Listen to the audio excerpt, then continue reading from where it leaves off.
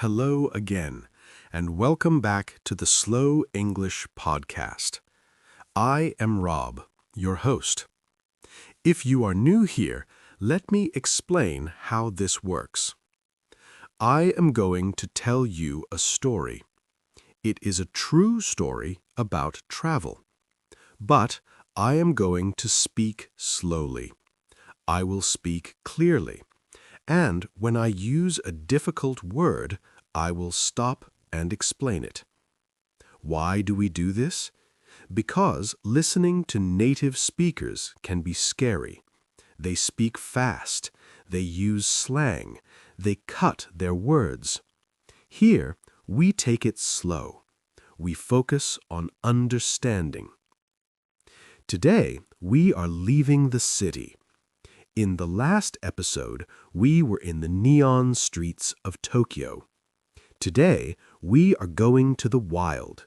We are going to a place of green mountains, dark lakes, and ancient castles. Today, we are going on a road trip through Scotland.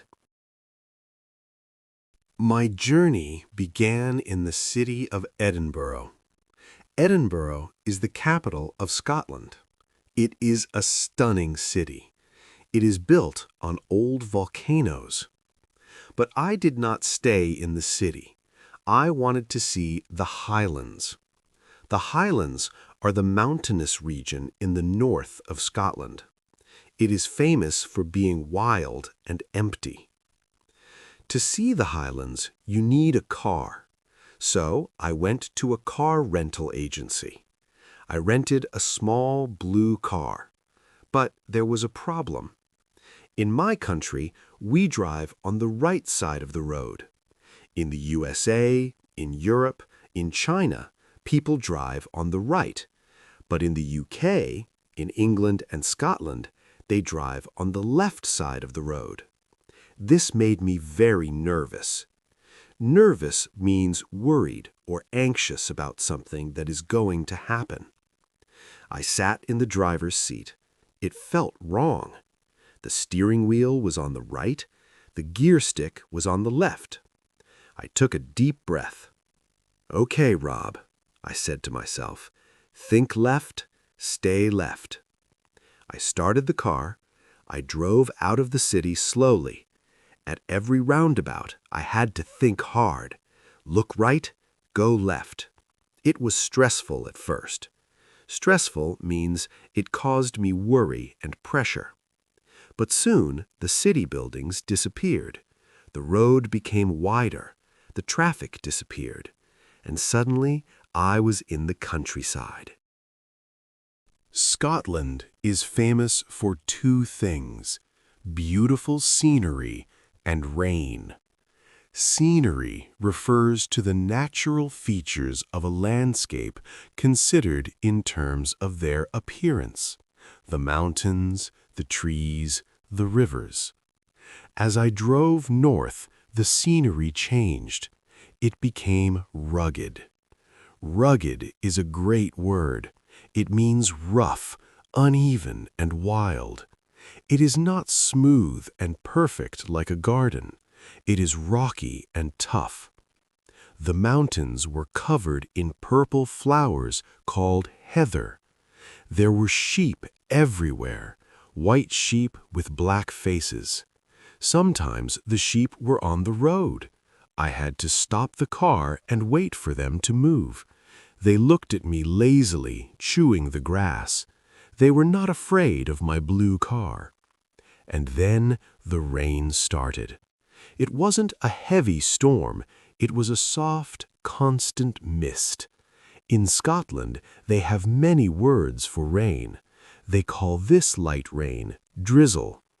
The drizzle made everything look green. I have never seen so many shades of green. Dark green forests, bright green grass, gray-green moss on the rocks. I rolled down my window.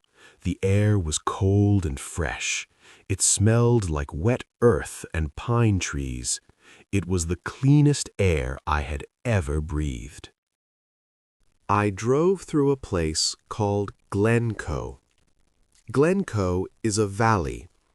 A valley is a low area of land between hills or mountains, often with a river running through it. Glencoe is famous for being very dramatic. The mountains are tall and steep. They are often covered in clouds. It feels very mysterious. History tells us that a sad battle happened here hundreds of years ago. When you drive through Glencoe, you can feel that history. It feels beautiful, but also a little bit sad. We call this feeling melancholic. Melancholic means a gentle sadness. I stopped the car in a parking area. I got out. The wind was blowing. I was the only person there. It was completely silent, except for the wind and a distant river. I felt very small. Nature is big and humans are small. Do you like that feeling? I do. It helps me forget my small problems.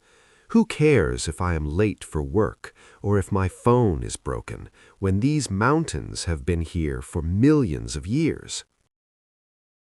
I got back in the car. I drove for another hour. The road became narrower. It was a single-track road. This means the road is only wide enough for one car. If another car comes, one of you has to stop and pull over. Suddenly, I heard a noise. Thud, thud, thud, thud. The car started to shake. I held the steering wheel tight. I stopped the car. I got out and looked at the wheels. My back tire was flat. It was completely empty of air. I had a puncture. A puncture is a small hole in a tire caused by a sharp object, like a nail or a sharp rock. "Oh no," I said. I looked around. There were no houses. There were no gas stations. There were only sheep. I took out my phone. No service. I had no signal. I could not call for help. I was stranded. Stranded means you are stuck in a place and you cannot leave. The rain started to fall harder. It was getting dark. I started to worry. Would I have to sleep in the car? Would I freeze? I opened the trunk of the car. I looked for a spare tire. There was one, but I did not know how to change a tire.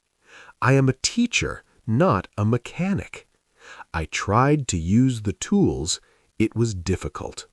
The bolts were too tight. My hands were cold and wet. I felt frustrated and helpless. Just as I was about to give up, I saw lights. A vehicle was coming. It was a big old Land Rover. I waved my arms. "Help, please!" The Land Rover stopped. A man stepped out. He was huge. He had a big red beard and was wearing a thick wool sweater. He looked like a Viking. "Hello there, laddie," he shouted. Laddie is a Scottish word for young man or boy. He had a very strong accent. An accent is the way people sound when they speak. The Scottish accent can be very hard to understand, even for native English speakers. "Looks like you've got a wee bit of bother," he said. "Looks like you have a small problem." "Yes," I said, "I have a flat tire and I can't fix it." The man laughed. It was a loud, happy laugh. "Ah, step aside. I'll have that fixed in a jiffy." In a jiffy means very quickly. He grabbed the tools from my hand. He was incredibly strong. He turned the bolts easily. He lifted the tire like it was a feather. Within 5 minutes, the spare tire was on the car. He wiped his hands on a rag. "There you go," he said. "Thank you so much," I said. "How can I pay you?" He shook his head. "Don't be silly. Just drive carefully. The roads are slippery tonight." "You saved me," I said. "No worries," he said. He climbed back into his Land Rover and drove away into the mist. I stood there in the rain, feeling incredibly grateful. Grateful means feeling or showing an appreciation of kindness. Thankful. I continued my journey. My destination was Loch Ness. Loch is the Scottish word for lake. Loch Ness is very famous because of a legend, the legend of the Loch Ness Monster, or Nessie. People say a giant dinosaur lives deep in the water. Is it true? Probably not. It is a myth. A myth is a traditional story, often concerning the early history of a people or explaining some natural or social phenomenon, and typically involving supernatural beings or events. But when I arrived at Loch Ness, it was night. The water was black and deep. The moon was shining through the clouds. I stood by the edge of the water. It was very eerie. Eerie means strange and frightening. I looked at the water. I waited. I wanted to see a ripple. A ripple is a small wave on the surface of the water. Did I see the monster? No. I only saw the reflection of the moon. But I realized something. It doesn't matter if the monster is real. The story makes the place magical. Because of the story, I drove hundreds of miles. Because of the story, I was standing in the cold rain, looking at a dark lake. Stories have power. I drove to my hotel. It was a small, cozy bed and breakfast. I had a hot shower.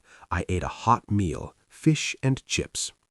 I lay in bed, listening to the rain on the roof.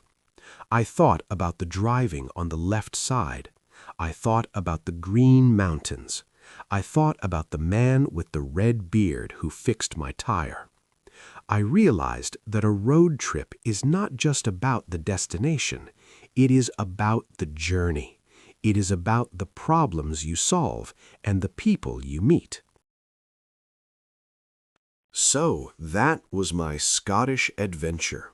I survived the flat tire, and I survived driving on the left. Before we go, let's review the vocabulary from today's story. Listen and repeat. Scenery. Scenery. The natural features of a landscape, like mountains and trees. Rugged. Rugged. Rough, uneven surface, wild and rocky nature. Valley. Valley. A low area of land between hills or mountains. Melancholic. Melancholic. A feeling of gentle, pensive sadness. Puncture. Puncture. A small hole in a tire that lets the air out. Stranded. Stranded. Left without the means to move from somewhere. Stuck. Accent. Accent. A distinctive mode of pronunciation of a language, usually associated with a particular nation or locality. Grateful. Grateful. Feeling or showing an appreciation of kindness. thankful. Myth. Myth. A traditional story, often false but culturally important, like the Loch Ness Monster. Ripple. Ripple. A small wave or series of waves on the surface of water. Did you enjoy our trip to Scotland? Would you like to drive on the left side of the road, or does it sound too stressful? Thank you for listening to the Slow English Podcast. Remember, you can find the transcript for this episode in the description. Reading while you listen is a great way to learn. I am Rob. Keep listening, keep learning, and keep exploring. Goodbye.